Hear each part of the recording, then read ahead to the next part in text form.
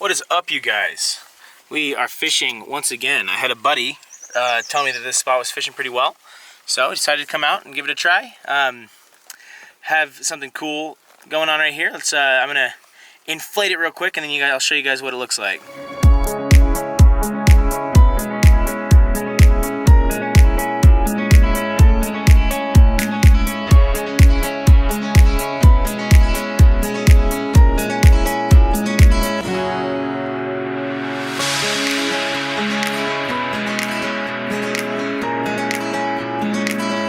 I'm gonna talk kind of loud because of the wind noise, but damsels have been popping on this lake lately, so I'm gonna grab a couple of my go-to damsel patterns if I can find them in this mess. Okay, so I found this little guy. Nice little damsel pattern there. Pretty straightforward. And when we tie this on, we're gonna do a loop knot. So this is a 6-pound P line or 4X equivalent. You'll do a square knot in your line just like that. Go through the eye of the hook. Okay, and I use my teeth to change the direction of that line. And then I'll go like this, back through the loop. Okay, so now you're just straight through this loop. You'll pinch the loop, 1, 2, 3 wraps above the loop. And then you'll take this and go through that same loop, get it wet, pull it tight, and now you have a freely articulating fly. Swims way better in the water that way. Okay, and my anchor of choice is a 25-pound dumbbell. So underneath this, okay, right there. There we go, much better. Okay, so now that right there will cinch tight just like that, and that will be good to go. This, we can make it cinch a little bit if we need to, but I don't foresee any issues there. Famous last words. So we'll wrap this up, throw this in the back of the boat. This actually has an anchor system with it, but I am in a little bit of a hurry because of this storm, kind of storm. Mostly just wind being annoying. So we're gonna get out on the water and close all this up and then get fishing. Okay, we'll throw these flippers on. Just throw your whatever shoe you're wearing straight into it. You got my stomach there. I'll just cinch this down. Boom. Now my feet are secured in my flippers. We're good to go. So to get this seat all in place, you just throw these clips onto each of these little rings here, little D-rings. Got this one here. This last one, you want these to be nice and tight so that your seat is nice and comfy. I'm gonna reach. I'm not gonna be able to see that well. I gotta loosen this one a tiny bit just to get it in place. So we'll loosen this a little bit. Now I can reach this. Clip that in and then retighten this. Both of these. So now that seat is just nice and taut right there. Put this here, anchor, just slide back a little ways. Okay, we've got all of our stuff in here and we're good to go.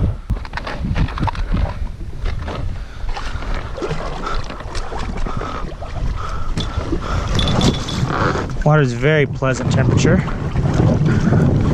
Okay, so we'll get these oars in the water. And what I'm gonna do right now is I'm just gonna kick and pull this fly straight behind me as I go out to where I want to fish for the day.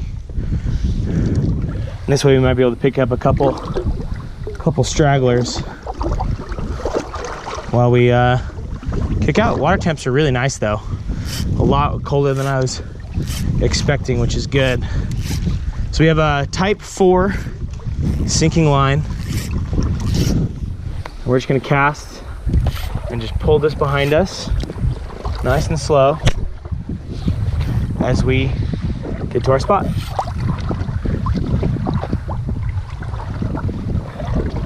And this can be a very effective way to fish on a lot of lakes, just kicking around and pulling flies like this. It's kind of a searching pattern. These damsels are popping right now in the middle of summer like this. So I'm gonna cast here, make sure I'm not getting too deep for where I'm at. And then I'm gonna keep my rod tip kind of pointed down right on the level of the water. And then I'm just gonna kick around. Hopefully we catch a fish on our way out. If not though, we can always get out to where the actual fish are holding. A majority of the fish will be holding at least. But this is always a nice way to get started. It's always cool to pick up a couple fish on your way out to the spot.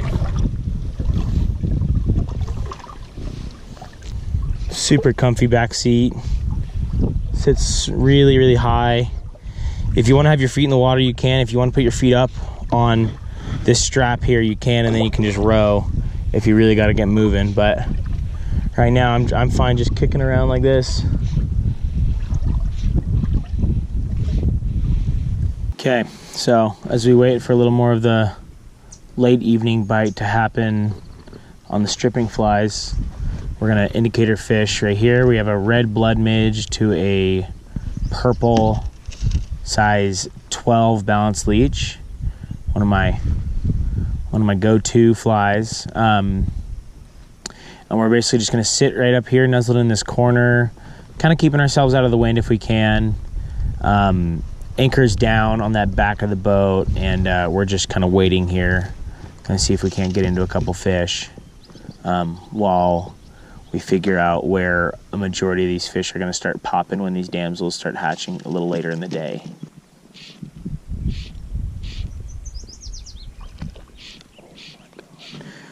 I don't know if you guys just saw that, but that was a very nice trout that just came up and ate a fly right on top of my indicator, basically, which makes me think that I might be fishing a tad bit too deep.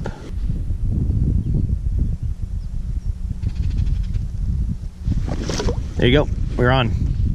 That might be a little largemouth, actually. He's fighting like a freaking largemouth would. Indicator dropped really slow too.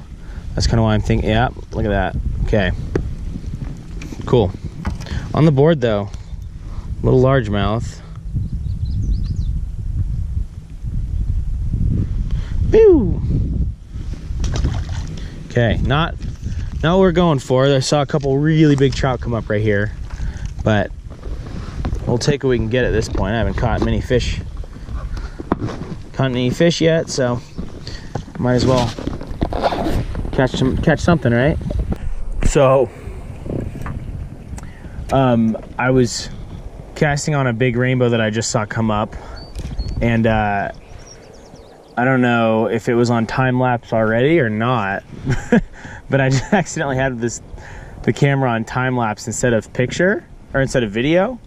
So I thought that it was on video, and a giant rainbow came up. I cast to it. Indicator dropped immediately, missed him, cast back. The indicator dropped again, and that time I popped into it. Turned out to be a pretty solid largemouth bass, but it was on time-lapse mode, so it's gonna I'm curious if I can recover any of it. I might just have to put a picture of the fish right here. But kind of bummed about that. It was like the first real fish of the day, but you know, whatever, happens. So we're gonna see if we can't get another decent fish out of this corner. But the fish I just caught was probably about 1.5 pound largemouth, so can't really complain. Kind of short and fat, stunted growth for sure, but I can't complain. So let's see if we can't get the big old rainbow that just popped up in this same corner.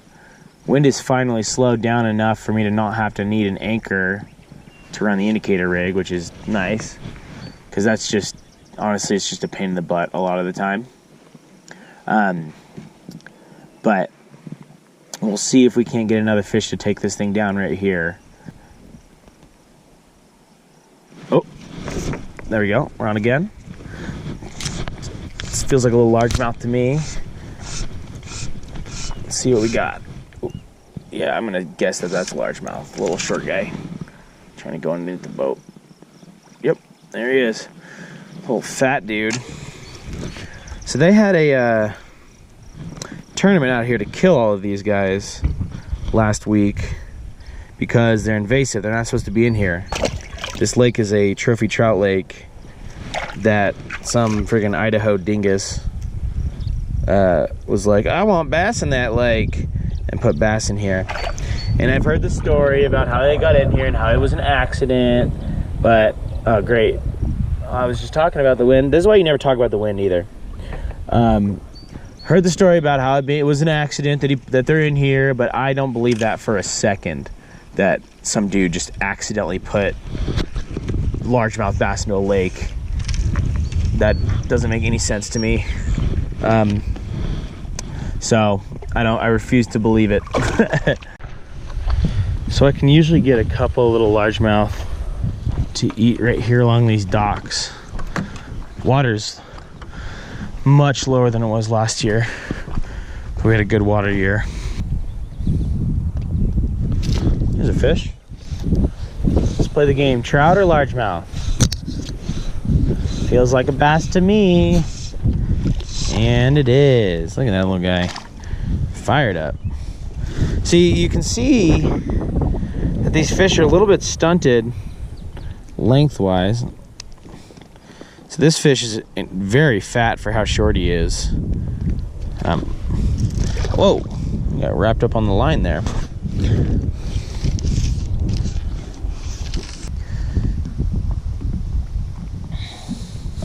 Oh, there's a fish. That feels bassy, but it feels bigger bassy. Feels like a little more solid of a largemouth. Probably not though. Nope. Same size. He's a little fatter. Look how fat that fish is. What the heck? Look at that thing. Little chunk. I'm not gonna lie though, it's pretty fun.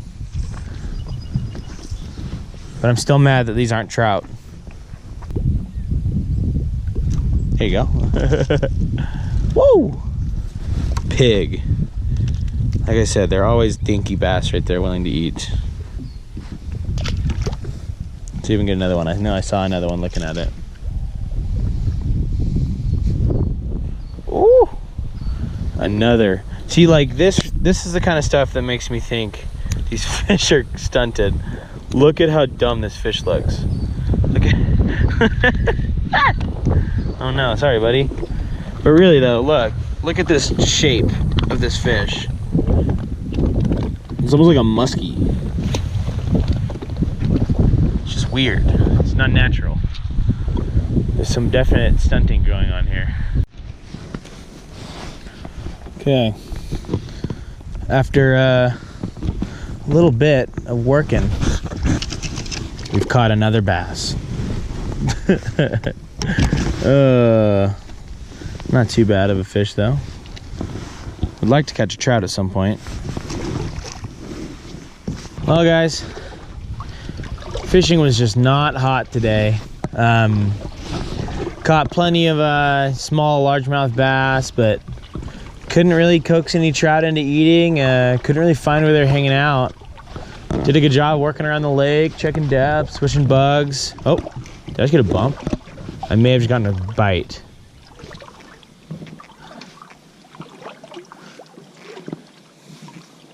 Either way,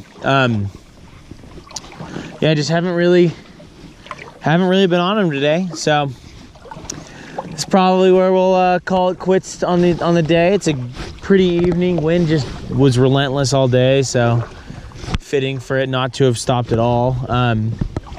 But yeah, if you like this video, you know, I'm gonna incorporate a lot more GoPro content into my videos just because of the fact that I can just get a lot more hands-free content. I can go fish by myself, because one of my limiting factors right now is I have to fish with people, and sometimes people can't fish when I can. So I think this will be a really good thing, and I think it'll help me get a lot of really cool shots of crazy stuff that happens all the time while I'm fishing that nobody gets to see because I'm not really recording. So, but yeah, if you like this, leave it a thumbs up, leave a comment below if you so desire, and thanks for watching.